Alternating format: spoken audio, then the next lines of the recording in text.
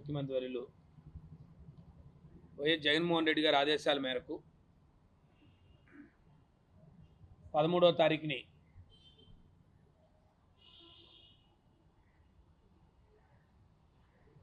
కూటమి ప్రభుత్వం ఏర్పడిన తర్వాత రైతులు పడుతున్న కష్టాలు, రైతన్నకు జరుగుతున్న ఇబ్బందులు, వాటన్నిటి మీద కూడా లేదు కూటమి ప్రభుత్వం ఇచ్చిన హామీలు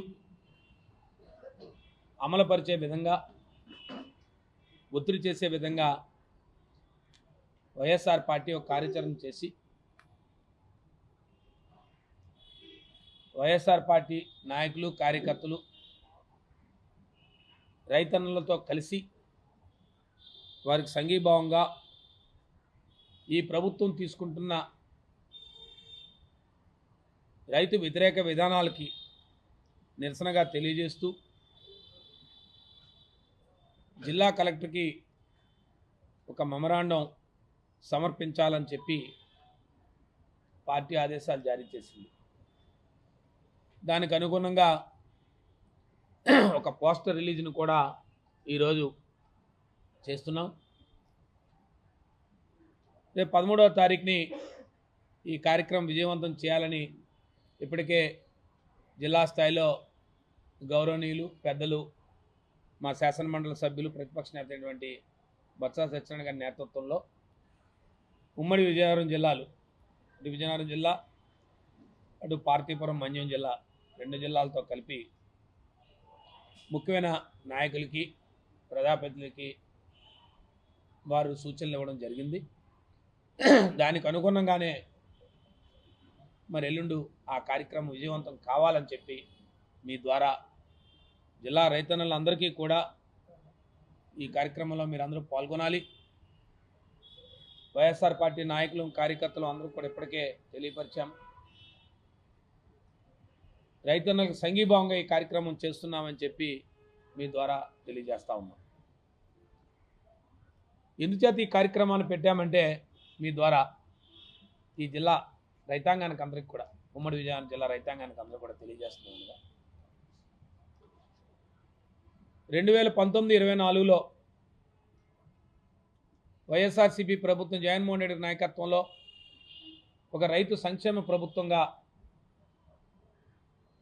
ప్రభుత్వం రైతన్నలకు అందరికీ అందుబాటులో ఉండే విధంగా అన్ని రకాలైన రైతులకి మేలు కలిగే కార్యక్రమాలు చేశాం. పంట విత్తనం వేసే దగ్గర నుంచి విక్రయించే వరకు రైతన్నకు ప్రభుత్వం తోడ్పడాలని చెప్పి ఒక సచివాలయ పరిధిలోనే సుమారు 25 లక్షల రూపాయల నిధులతో ఆనాడు రైతు భరోసా కేంద్రాలు కట్టి, ఆ రైతు భరోసా కేంద్రాల్లో ఒక అగ్రికల్చర్ అసిస్టెంట్ పెట్టి ఇప్పుడు రైతాంగానికి సూచనలు, సలహాలు ఇచ్చే విధంగా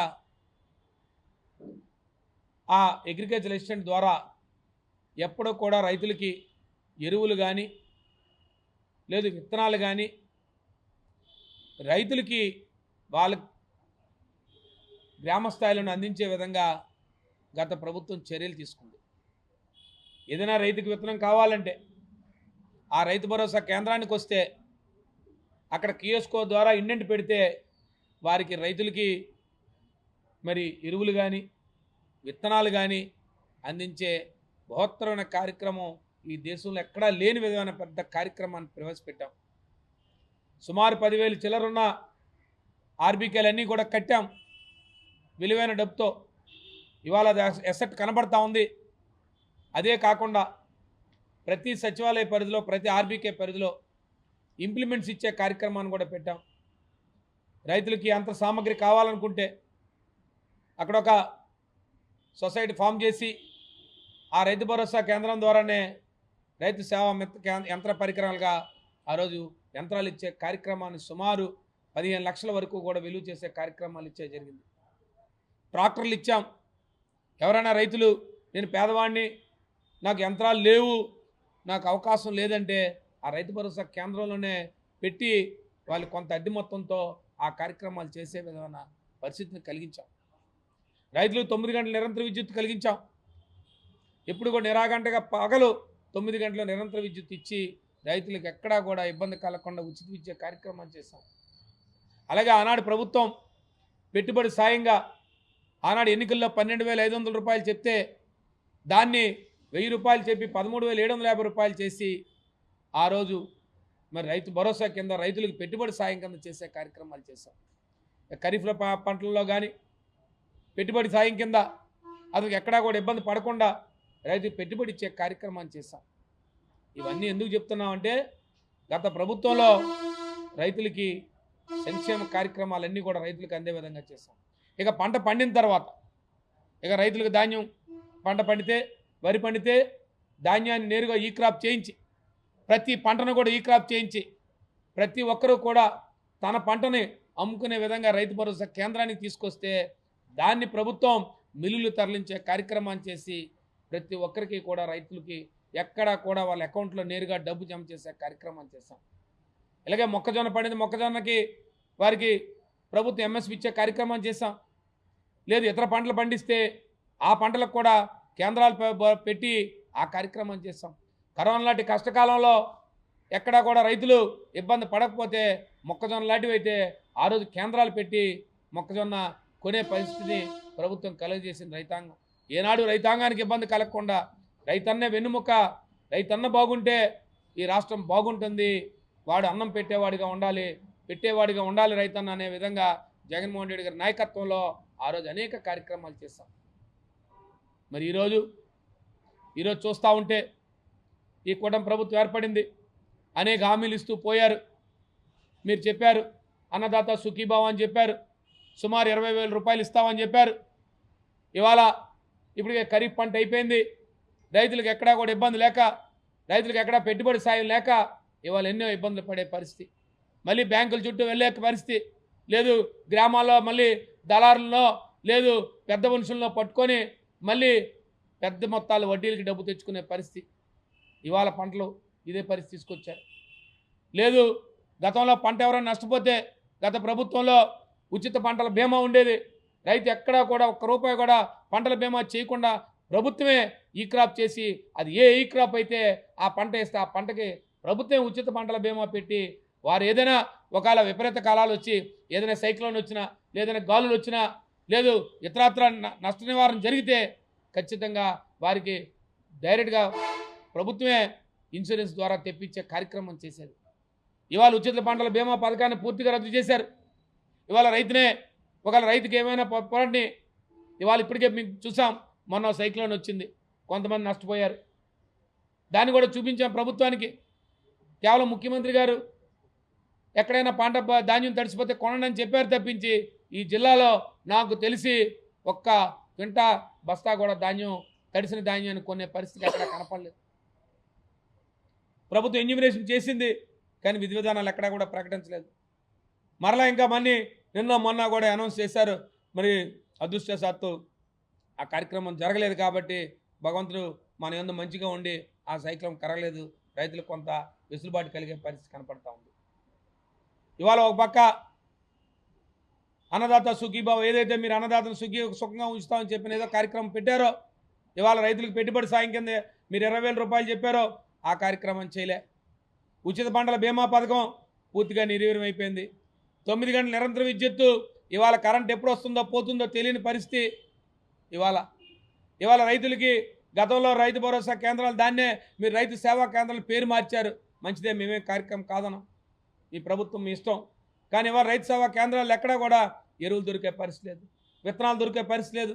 మళ్ళీ రైతులు వచ్చి బ్లాకుల్లోనే మేము ఎరువులు కొనే పరిస్థితి మేము అనేక సమావేశాల్లో లేవనని చెప్పాం, అనేక సార్లు అధికారుల దృష్టికి కూడా తీసుకొచ్చాం. మళ్ళీ వాళ్ళు బ్లాక్ మార్కెట్లోకి వెళ్ళిపోయి మళ్ళీ అత్యధికమైన రేట్లతో కొనే పరిస్థితి. ఎక్కడా కూడా ఎరువులు రైతు సేవా కేంద్రాల్లో దొరకలేని పరిస్థితి. ఇవాళ యంత్ర సామగ్రి తాలూకా ఏదైతే స్కీమ్ ఉందో ఆ స్కీమ్ కూడా ఇవాళ ఇంప్లిమెంటేషన్ ఇప్పటికొచ్చి ఎలాంటి గైడ్లైన్స్ లేవు. ఇవన్నిటినీ దృష్ట్యా తీసుకుంటే ఇవాళ జిల్లాలో తీసుకుంటే ఇవాళ జిల్లాలో సుమారుగా ఏదో అధికారులు చెప్తున్నారు 3 లక్షల పైచిలుక ఇవాళ ధాన్యాన్ని కొనుగోలు చేస్తామని చెప్పి ఇవాళ నేరుగా చూస్తే ఈ సమయానికి చూస్తే ఇవాళ ఈ సంవత్సరం నెల రోజుల ముందు క్రాప్ అడ్వాన్స్ అయింది. ఇవాళ వరి క్రాప్ ఈ సంవత్సరం నెల ముందు అడ్వాన్స్ అయింది. కానీ వాళ్ళకి చూస్తూ ఉంటే సుమారుగా 60,000, 70,000, 80,000 తప్ప ఇవాళ ఎక్కడా లేదు. ఎక్కడా రైతాంగం అంతా కూడా నేరుగా దళారుల ద్వారా ఇవాళ ధాన్యాన్ని కొనుక్కుని వెళ్ళే పరిస్థితి. ఎక్కడా కూడా ఇవాళ ప్రభుత్వం తరలించే పరిస్థితి లేదు, ధాన్యాన్ని కొనుక్కునే పరిస్థితి లేదు. ఇవాళ ప్రభుత్వంకి ఈ జిల్లా అవసరాలకు కూడా ఈ ప్రభుత్వం సేకరణ చేయగలుగుతుందా అనే అనుమానం కలిగే పరిస్థితి వాళ్ళు కలుగుతూ ఉంది. వీటన్నిటిని దృష్టిలో పెట్టుకొని ఇవాళ అన్నదాతని పూర్తిగా నట్టేటి ముంచారు. ఇవాళ అన్నదాత చాలా కష్టకాలం ఉన్నాడు. ఈ ప్రభుత్వం దృష్టికి తీసుకురావాలని, ఈ ప్రభుత్వం మీద ఒత్తిడి తీసుకురావాలని, మీరు ఇచ్చిన హామీలు ఏవైతే ఉన్నాయో, మీరు చెప్పిన 20,000 రూపాయలు పెట్టుబడి సాయం అవనివ్వండి, లేదు రైతులకు మళ్ళీ ఉచిత పంటల బీమా పెట్టాలని, లేదు ధాన్యాన్ని మీరు ప్రభుత్వం నేరుగా పూర్తిగా కొనాలని, మద్దతు ధర ప్రకటించాలని, ఇవాళ ఇవన్నిటిని పెట్టుకొని ఇవాళ ప్రభుత్వం ఏదైతే ఈ 6 నెలల కాలంగా ఈ ప్రభుత్వం రైతులకు వ్యతిరేక కార్యక్రమాలు చేసిందో అవన్నిటినీ కూడా పునరాలోచన చేసుకొని ఈ రైతుని మళ్ళీ నిలబెట్టే విధంగా, ముఖ్యంగా విజయనగరం లాంటి ప్రాంతాలు అయితే పూర్తిగా వ్యవసాయ ఆధారిత ప్రాంతాలు. ఈ ప్రాంతంలో వ్యవసాయమే ప్రధానమైన మనకు ఇది పని, ప్రధానమైన ఆదాయము, రైతులకు ఇదే పని. ఈ కార్యక్రమంలో రైతులు ఇబ్బంది పట్టకుండా రైతులకు మంచి జరగాలని చెప్పి, ఈ ప్రభుత్వం మీద ఒత్తిడి తీసుకురావాలని చెప్పి, రైతులకు మీరు ఏదైతే ఇచ్చిన హామీలు అమలుపరచాలని చెప్పి మేమంతా కూడా రేపు 13వ తారీఖుని ఈ కార్యక్రమం చేసే విధంగా. మేము ఎందుకు చెప్తున్నామంటే ఇవన్నీ కూడా గతంలో అధికారులు ఏమి ఎప్పుడైనా జిల్లాల్లో అధికారులు పనిచేసే అధికారులు, రాష్ట్రంలో ఎక్కడ ఉన్న అధికారులు ఏం మార్పు లేదు. అధికారులు పనిచేస్తూ ఉన్నారు, కానీ వారితో ఎక్కడా కూడా ప్రజాప్రతినిధులు ఎక్కడా కూడా పనిచేసే విధానం లేదు. ఇవాళ మీ దృష్టికి తీసుకొస్తాను. నేను ఇవాళ విజయనగరం డిఆర్సీ మీటింగ్లో ఆ రోజు లేవనెత్తాను. నిన్న మన్యం డిఆర్సీలో లేవనెత్తి 2 ఇన్ఛార్జి మంది దృష్టికి తీసుకొచ్చాను. ఈ జిల్లాలో చెరుకు పంట పండుతూ ఉంది. ఇప్పటికే 2 ఫ్యాక్టరీలు నిర్వీర్యం అయిపోయాయి. అయినప్పుడు కూడా రైతాంగం చెరుకు పంటలు పండిస్తుంది.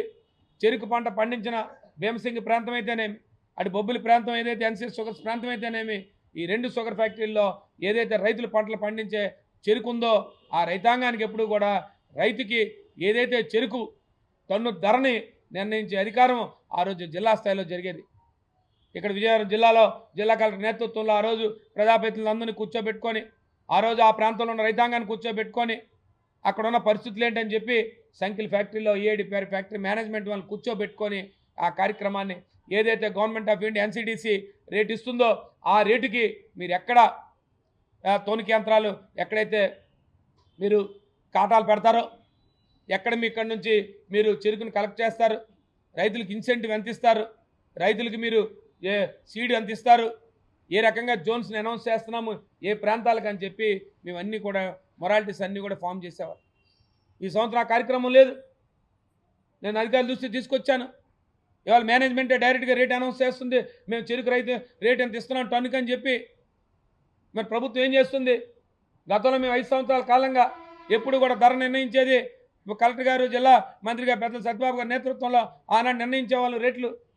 ఆ రోజు రైతాంగాన్ని కూర్చోబెట్టి నేరుగా ధైర్యంగా మేము ముందుకు వచ్చి ఇవాళ నుంచి రైతులకు చెరుకు టన్ను ధర ఈ రకంగా ఇస్తున్నాం. ఇగో భీమసింగి ప్రాంతంలో మీ చెరుకుని ఈ కాటాలకు తీసుకెళ్ళండి, మీ ప్రాంతం నుంచి ఆ ఫ్యాక్టరీ వాళ్ళు తీసుకెళ్తారని చెప్పి ఆ రోజు చెప్పేవాళ్ళు. లేదు ఎన్సీఎస్ షుగర్స్ ప్రాంతంలో అటు సీతానగరం కానీ, బొబ్బిలి కానీ, అటు సాలూరు కానీ, ఆ ప్రాంతాల్లో ఉన్న 3 నియోజకవర్గాల్లో ఆ ప్రాంతాల్లో చెప్పేవాళ్ళు కాటాలు ఎక్కడ ఉన్నాయని. ఇవాళ చూశాను పబ్బుల్లో, ఇవాళ ఎక్కడ చూసిన అవస్థల్లో చెరుకు రైతు అని చెప్పి ఇవాళ అన్ని పేపర్లో నేను చూశాను, చాలా పత్రికల్లో. పత్రికా సోదరులు అందరూ కూడా ఇవాళ చెరుకు రైతుల తాలూకు అవస్థలను అంతా కూడా తీసుకొచ్చి చేశారు, కానీ ఎవరు కూడా స్పందించే పరిస్థితి లేదు. జిల్లాల మంత్రులు ఏమైనా తెలియదు, ఎవరు కూడా రివ్యూ చేయరు. ప్రైవేట్ మేనేజ్మెంట్ వాడు ఇష్టాచారం వాడు వచ్చి రేట్ అనౌన్స్ చేసి పోతున్నాడు. ఇవన్నీ ఎందుకు చెప్తా ఉన్నామంటే ఇదంతా కూడా ప్రభుత్వం దృష్టికి తీసుకురావాలని. ఇదేదో ఈ ఒక్కరోజు అయిపోయే పని కాదు, మళ్ళీ వచ్చే సీజన్స్ వస్తాయి. లేదు ఈ సీజన్స్లోనే రివ్యూ చేయండి. ఇవాళ చెరుకు సీజన్ రివ్యూ చేయండి.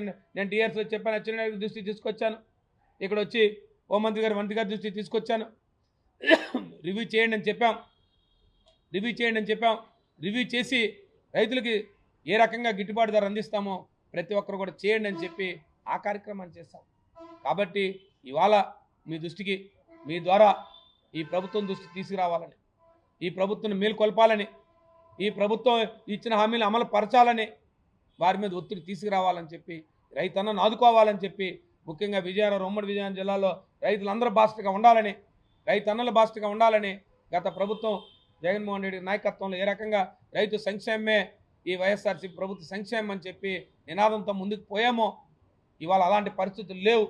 పూర్తిగా గ్రామీణ స్థాయి నుంచి నిర్వీర్యమైపోయే పరిస్థితి వచ్చింది. మన రైతు సేవా కేంద్రాలు నిర్వీర్యమైపోయి ఇవాళ విఎస్లు ఎక్కడున్నారో తెలియదు, ఏ రకంగా ప్రొక్యూర్మెంట్ జరుగుతుందో తెలియదు, ఎవరు దీన్ని రివ్యూ చేసి ఇవాళ ధాన్యం కొనుగోలు కేంద్రాలు, ఇవన్నిటినీ ప్రభుత్వం దృష్టికి రావాలని చెప్పి, ప్రభుత్వం దృష్టికి తీసుకెళ్లాలని చెప్పి ఎల్లుండి కార్యక్రమం జరుగుతూ ఉంది. ఎల్లుండి కార్యక్రమంలో ముఖ్యంగా వైఎస్ఆర్ పార్టీ నాయకులు, కార్యకర్తలు, ప్రజాప్రతినిధులు, ముఖ్యంగా నియోజకవర్గ ఇన్ఛార్జీలు, మాజీ శాసనసభ్యులు, శాసనమండలి సభ్యులు, అలాగే గౌరవ మాజీ ఎంపీలు, ఇతర ప్రజాప్రతినిధులు అందరం కూడా మరి నేరుగా వెళ్ళి కలెక్టర్ గారిని కలిసి వారికి మెమరాండం సమర్పిస్తామని చెప్పి, ఈ కార్యక్రమంలో అందరూ కూడా పాల్గొనాలని చెప్పి, ఈ కార్యక్రమంగా అందరం కూడా మన ఈ ప్రభుత్వం మీద ఒత్తిడి తీసుకురావడానికి, ఈ ప్రభుత్వం తెలియజేయాలని, ఈ రైతన్నలు పడుతున్న కష్టాలు తెలియజేయాలని చెప్పి, వారి దృష్టిలో పెట్టాలని చెప్పి ఈ సమావేశం ఏర్పాటు చేశారు. మరిన్ని వీడియోస్ కోసం ఛానల్ ని సబ్స్క్రైబ్ చేయండి. లేటెస్ట్ అప్డేట్స్ కోసం వాట్సాప్ ఛానల్ ని ఫాలో అవ్వండి. ఆ లింక్ డిస్క్రిప్షన్ లో ఉంది.